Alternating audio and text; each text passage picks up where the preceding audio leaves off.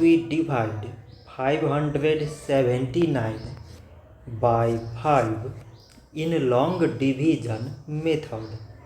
5 times 1 is 5. On subtracting we get 0. So now we put down this 7 and 5 times 1 is 5. On subtracting we get 2. So now we put down this 9 and it is 29.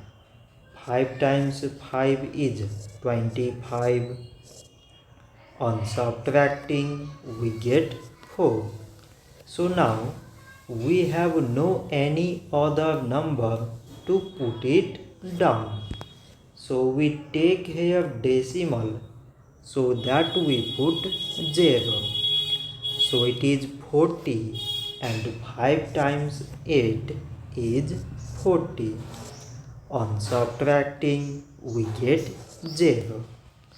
So 579 divided by 5 is 115.8.